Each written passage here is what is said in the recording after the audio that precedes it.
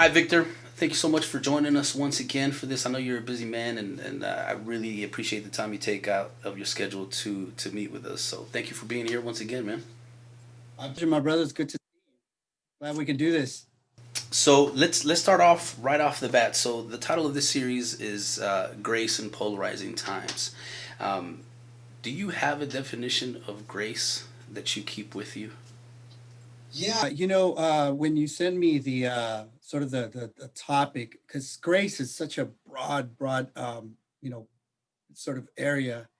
Um, but my immediate thought when you sent me the title, I think right now the best gesture of grace has to be to listen. And so leaning in to listen to someone is I think it's a definitely a gesture of love and a gesture of providing grace.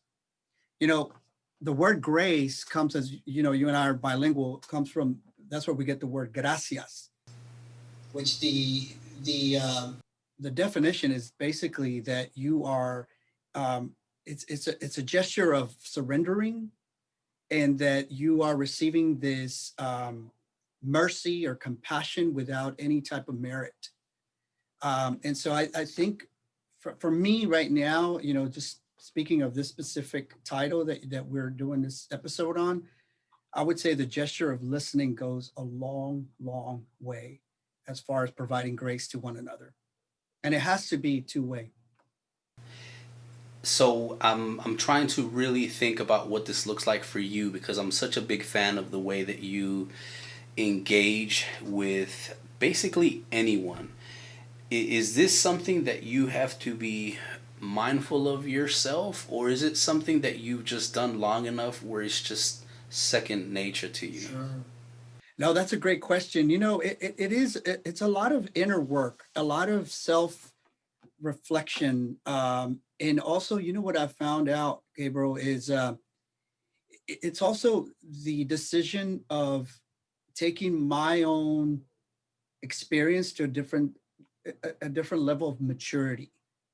It takes a mature person that has done some ego work to be able to release that if I'm engaged in a conversation or a point of view or a perspective that I don't necessarily agree with, for me to sit still before reacting right away.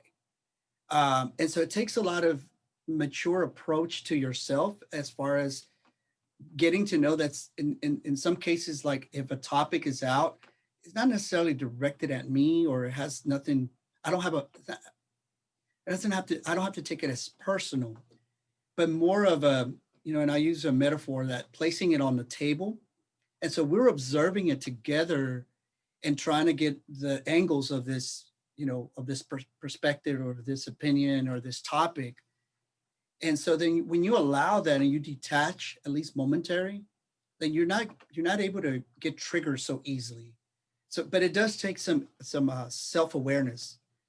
So it does start with yourself. You can't help what other people, how other people react or how they are, but you can definitely be aware of yourself. So when you are in a conversation with somebody and you mention being able to detach yourself, how do you go about doing that when it's something that's so controversial like Sure. racism or politics, any of the very Sure. things that have become so divisive Yes. today? Yeah. So when I say detached, that doesn't mean you become sort of a passive aggressive towards your feeling or your emotion. One of the things that I try to lead people here at the church as a pastor is I try to help them understand that we can embrace both. So what do I mean by that? If something is triggered inside of me emotionally about a topic, and anger is the first thing that shots through my body, right? It's okay to sit through that anger.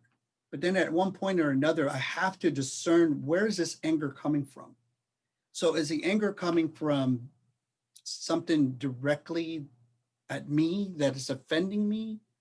Or is it a communal anger? So is my anger triggered based on my advocate?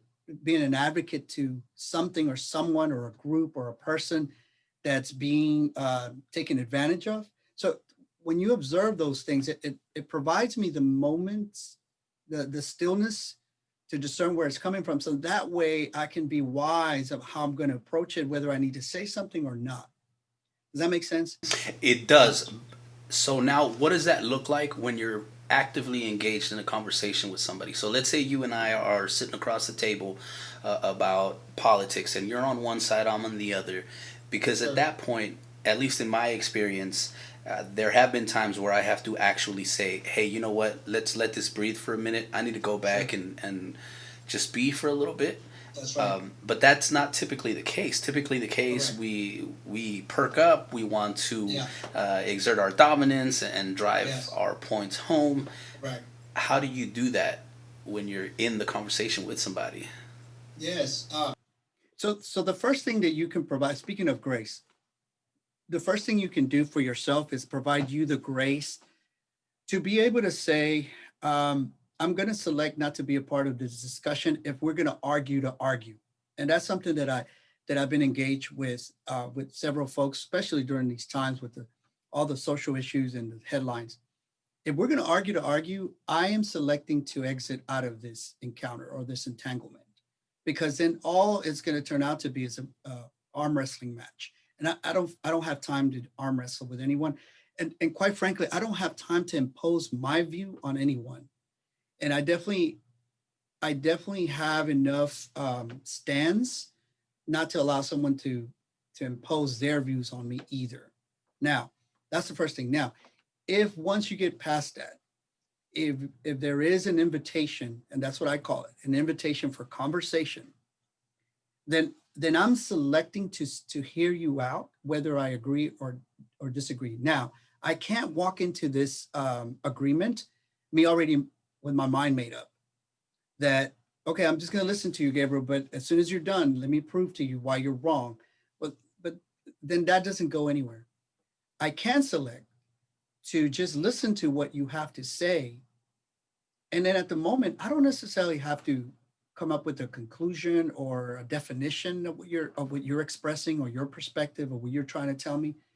But I can take that time to just sit with it if the time allows it during the conversation. If it doesn't, I can always say, "Hey, Gabriel, let me get back to you on this one, on this specific expression or this specific opinion of yours. Let me think about that one for a moment." So what I'm doing is I'm actually applying and practicing grace with one another, because I'm allowing space to be, because nor do you or I have all the answers. So even our expressions or our perspectives cannot be definite. You and I both know that there are so many angles to it and extensions to it. So I need to allow that to be the case, or I need to allow myself to realize that in the conversation, it has to you have to lend that type of space. Yeah. I love what you say, man, because I think, and one of the ways that I've specifically described you in the past has been, hey, this is someone that you can have a conversation with, not just during these polarizing topics and times.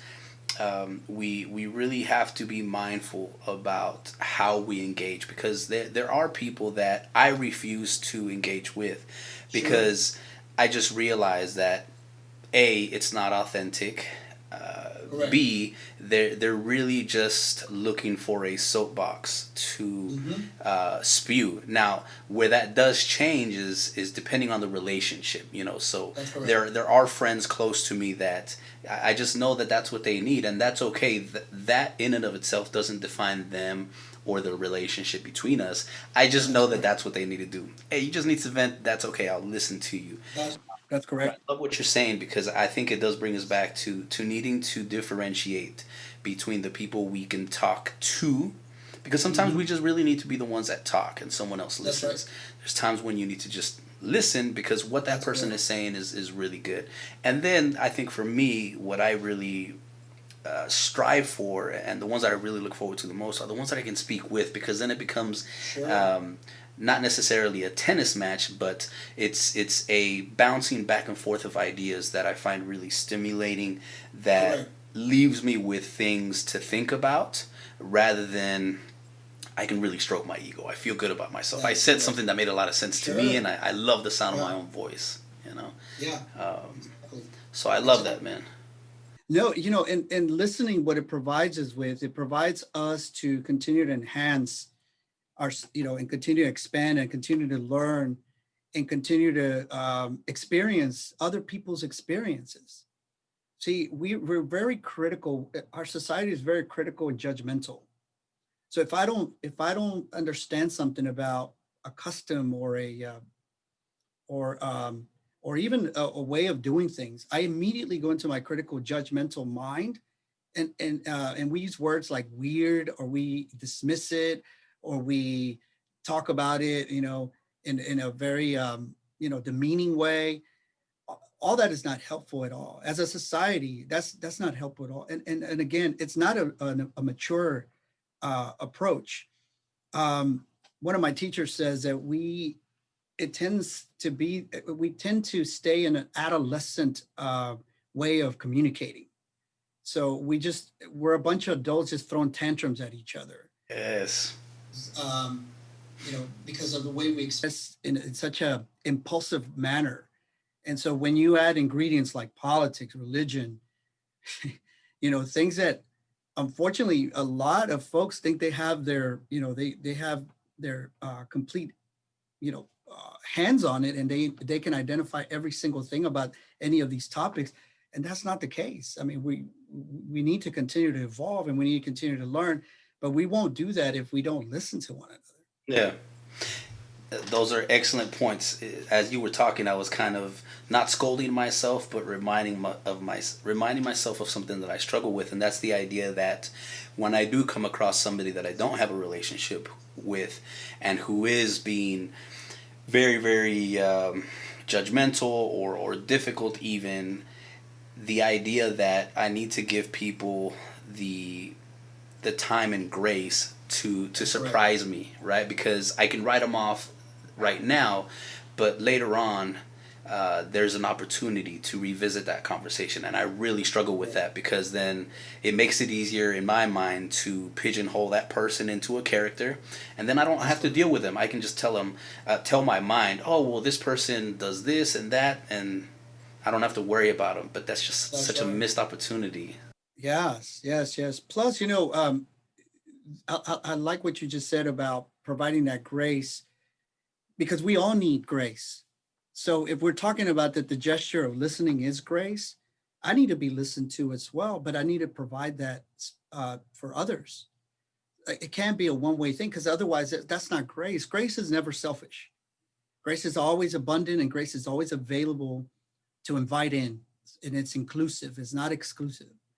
And so if I don't have, or I don't practice, uh, the gesture of listening, then I can, then all I'm going to hang out is with people that just listen to what I have to say, and they don't have to give me feedback, because I don't want, I can shut down.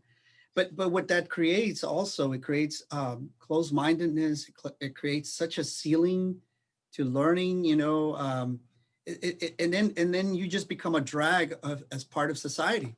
You are the people that are the stubborn ones that society has to deal with, and that's, again, I think we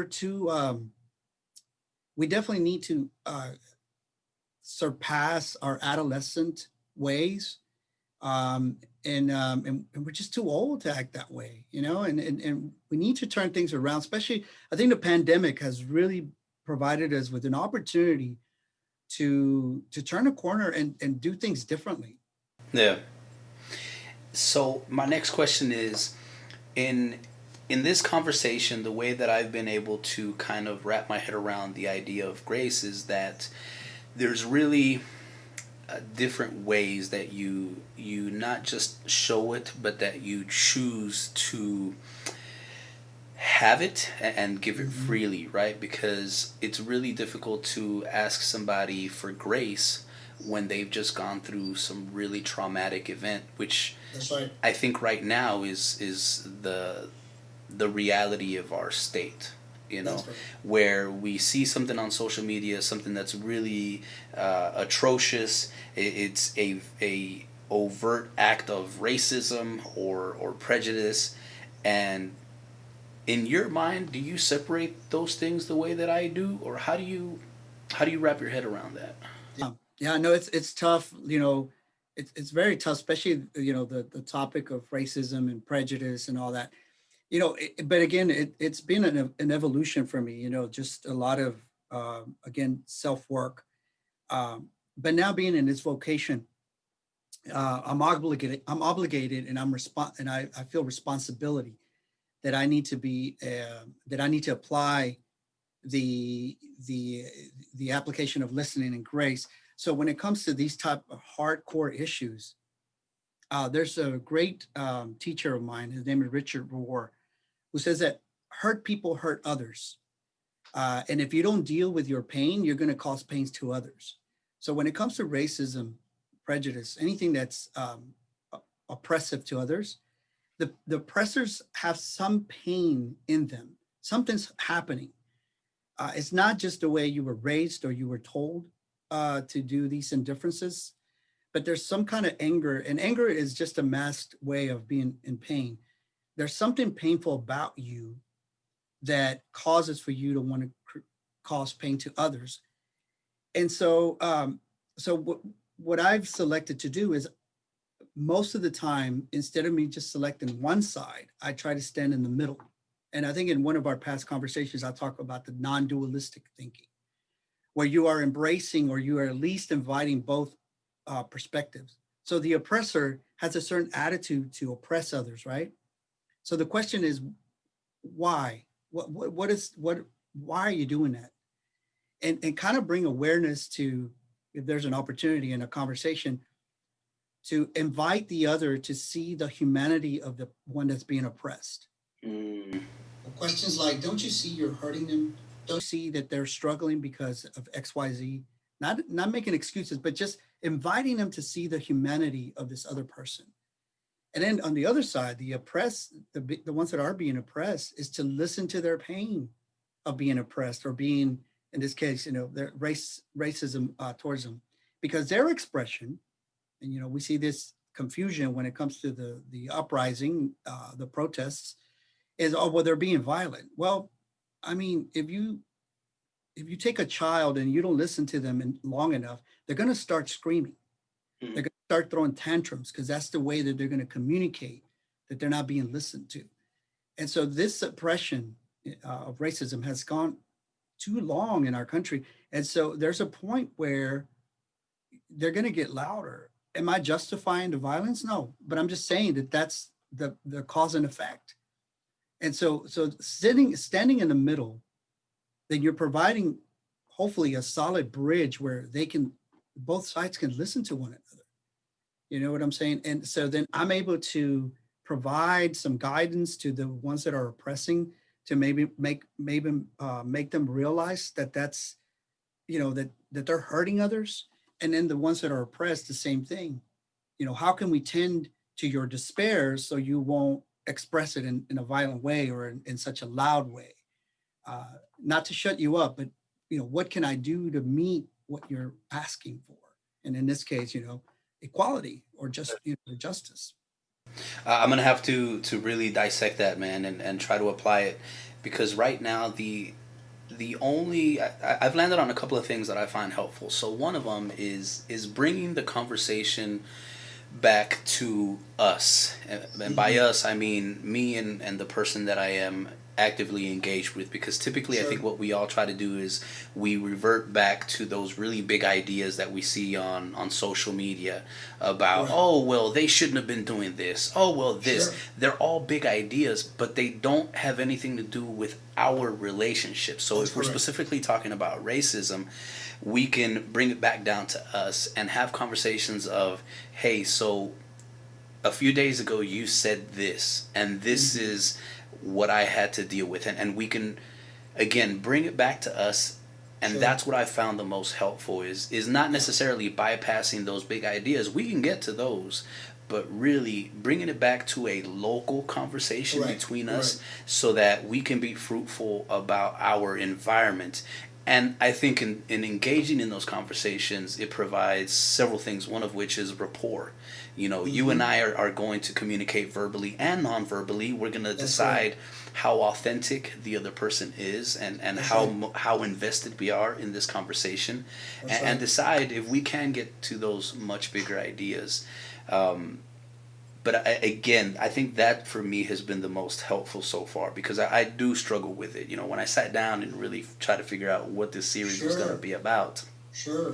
it's hard not to run to those really big ideas of, That's right. you know, That's right. police brutality and Yes. all these big Yeah. things, you know? Yes. And what's caused the problem is that for a long time, our society has followed a very individualistic philosophy.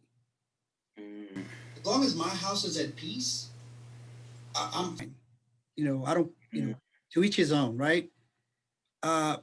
But that's really not genuine contribution to society. You know, why not? And I'm not imposing, but why not? My house is at peace, and my children are well behaved, and they have what they need.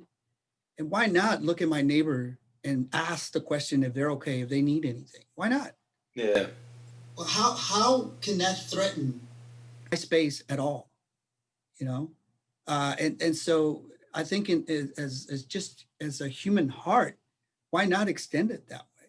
Yeah. Why continue this turmoil that I'm right, my kids are right, my house is right, and because I don't understand my neighbor, well, he must be doing it wrong, and that's why you know all this chaos and suffering is happening in him. Too bad, and that's just again, I just think if we are, because we got to be born beyond just having everything we want in a career and all those things. I think our responsibility is to be contributors of society. And so how are we doing that? So am I just complaining because you left out the mayonnaise on out of my burger, or am I looking, you know what I'm saying? And we do fall into very trivial things. And so imagine going to deeper topics like we're talking about. Well, I'm not going to be equipped to discuss those because I already have a fit because my burger didn't come with mayonnaise. Yeah. You see what I'm saying?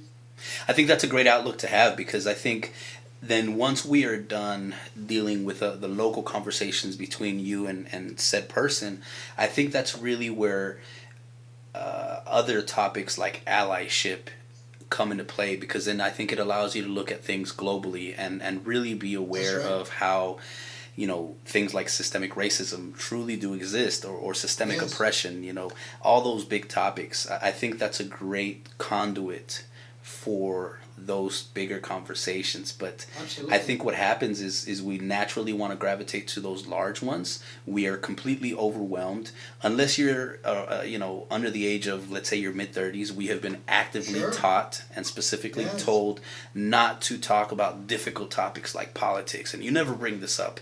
You never bring Correct. up race. And I think that's one of the exciting parts for me, that, you know, research shows that tide has turned. You know, That's right. there's a That's generation of right. people who are actively having these conversations, Yes, and yes, I yes, yes, just yes. really wish that had happened sooner, because what we've done Oh, essentially sure. is turned a blind eye. We haven't helped people to learn how to engage in those conversations, which is why I'm such a big fan of what you did with your church, which I'll ask you about in a minute. Sure. But when you facilitate not those conversations, but how you have those conversations with people, well, Yes. then essentially what you've done is you've taught a person to fish rather That's than right. just giving them the fish. Now you've given That's them the right. tools to engage in those conversations without letting it turn into something That's right. hostile, or That's you right.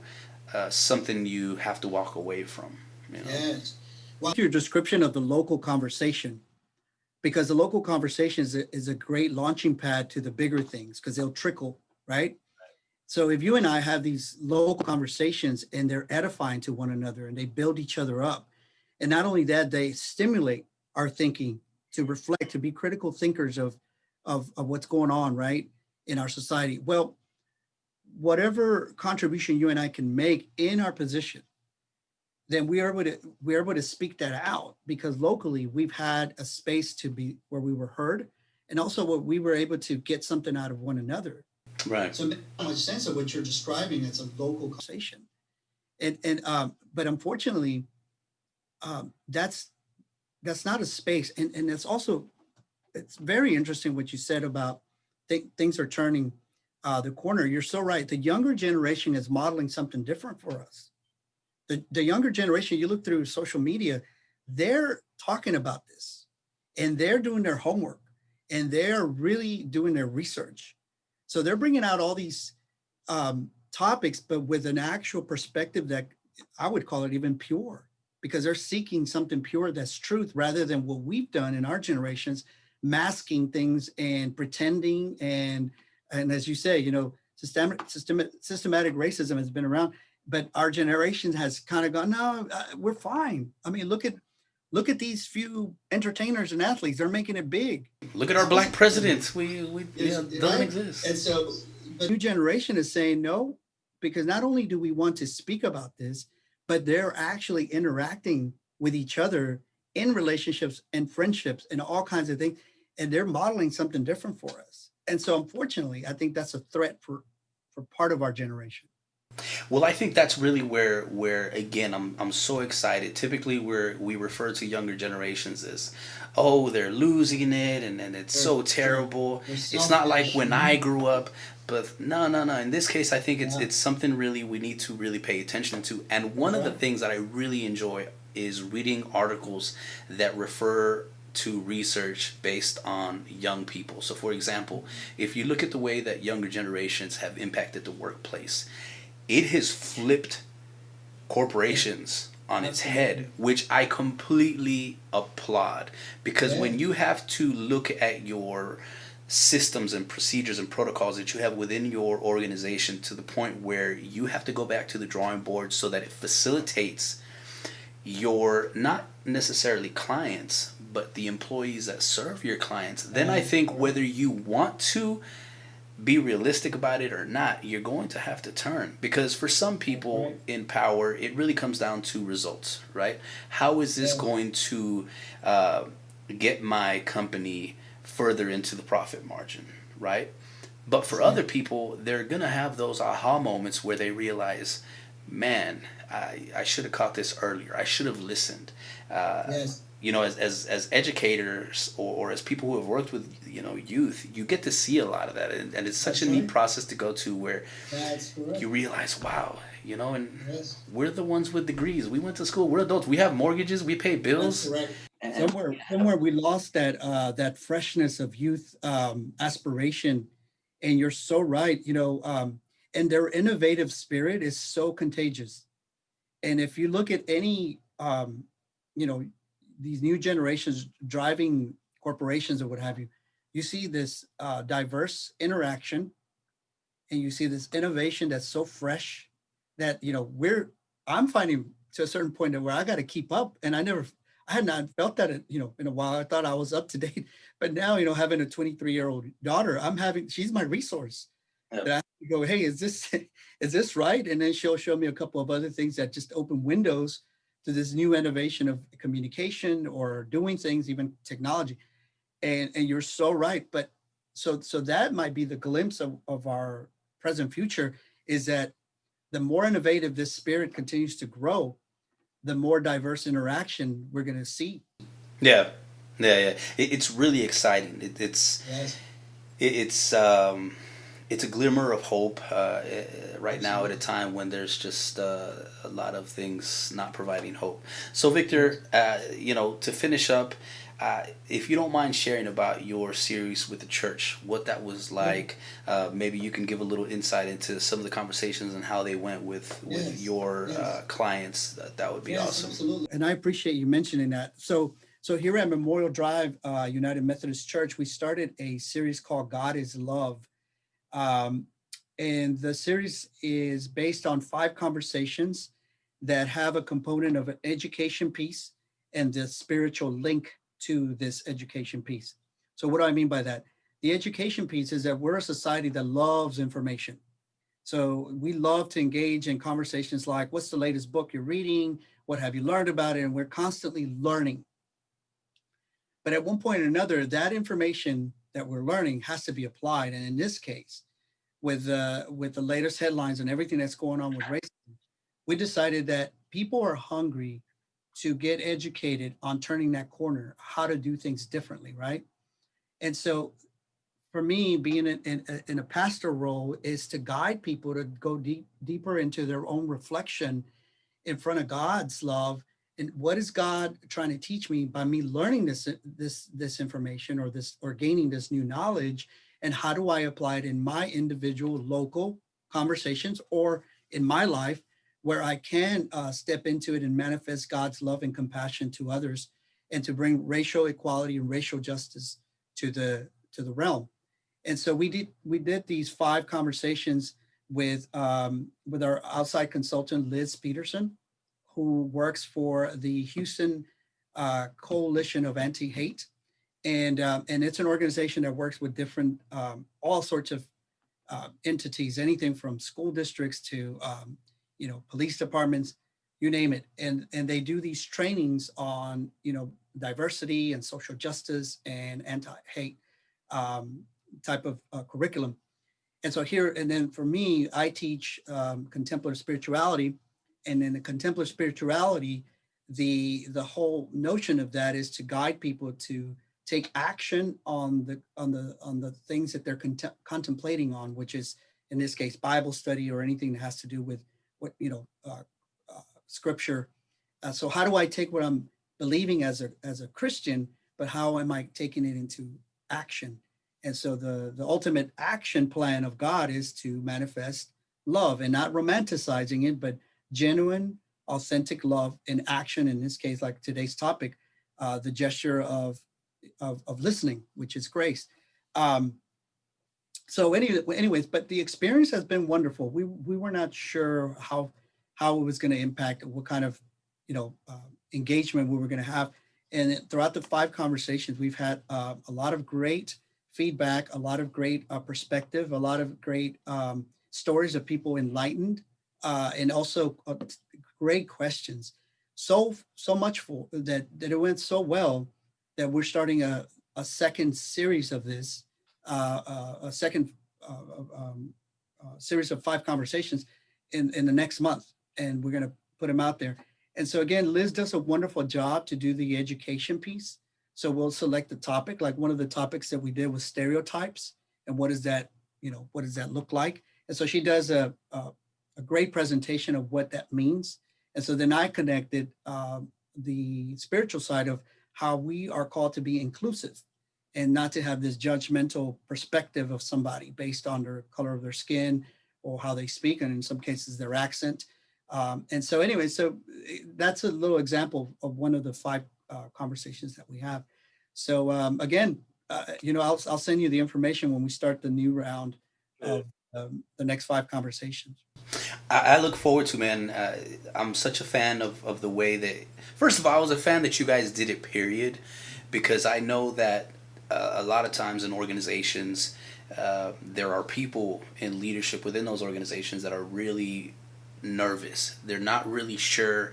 They may feel compelled to, for example, bring out a anti-racist mission statement or statement, but they're just not sure of the blowback. They're very nervous. So I was very, very happy that you guys did it to begin with. But then second, the manner in which you did it. I think you said it really well, bringing in the education piece. And the part that I really appreciated was the conversations about being accountable.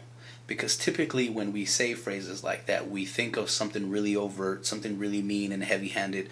Holding somebody accountable doesn't have to be an ugly occasion. It's having a conversation. It's letting you know, hey, this is my reality, and how you impacted that reality. This is what I would like to have, and then we can move along just fine. But I think the way you did it was really, really well done. So I look forward to those conversations, and I'll make sure to share those with us too, Thank man. you for mentioning it to it. No, just one last thing.